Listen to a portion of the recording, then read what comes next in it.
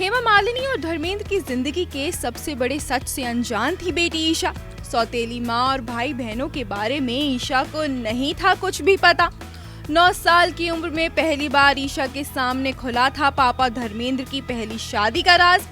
तब बेटी को सच्चाई बताते हुए माँ हेमा का हुआ था बुरा हाल। धर्मेंद्र और हेमा मालिनी की लव स्टोरी बॉलीवुड की सबसे खूबसूरत प्रेम कहानी है, तो इनकी शादी उतनी ही विवादित भी रही है। पहली पत्नी प्रकाश कौर को तलाक दिए बिना ही धर्मेंद्र ने हेमा मालिनी के साथ शादी कर ली थी, तो धर्मेंद्र के लिए हेमा भी खुशी खुशी दूसरी औरत बन गई थी।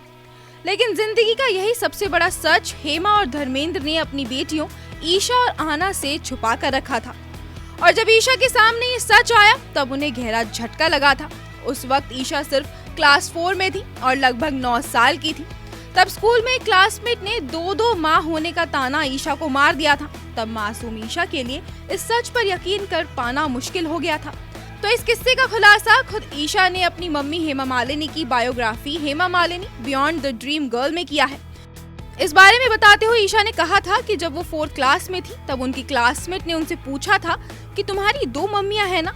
ईशा के मुताबिक ये बात सुनते ही वो बुरी तरह से भड़क गई थी, जिसके बाद उन्होंने इसे बकवास कहते हुए बात को वहीं खत्म करवा दिया था। लेकिन घर जाते ही सबसे पहले उन्होंने इस बारे में मम्मी हेमा मालिनी से पूछा।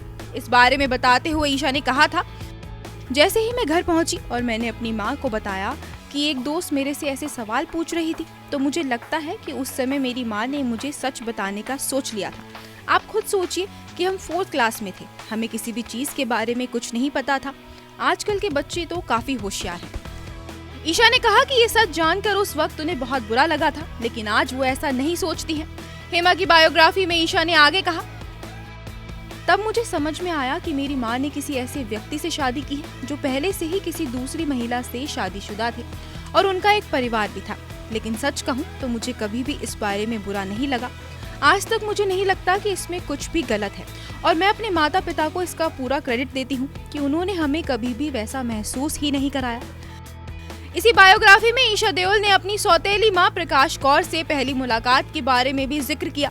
दरअसल तब धर्मेंद्र के भाई और ईशा देओल के चाचा अजीत देओल काफी बीमार थे और ईशा उन्हें देखने के लिए प्रकाश कौर के घर जाना चाहती थी। ईशा के मुताबिक उन्होंने अपने भैया सनी देओल को फोन किया था, जिसके बाद वो पहली बार धर्मेंद्र के पहले बंगले में चाचा से मिलने पहुंची थी। ईशा देओल ने बताया था कि जब वो धर्मेंद्र की पहली पत्नी से मिली तब उन्होंने पैर छूकर प्रकाश कौर का आशीर्वाद लिया था। आपको बता दें कि हेमा मालिनी और प्रकाश कौर ने आज तक एक दूसरे से मुलाकात ही नहीं की है। हालांकि दोनों परिवारों के बच्चों के बीच रिश्ते काफी सुधर चुके हैं। Bureau report E24।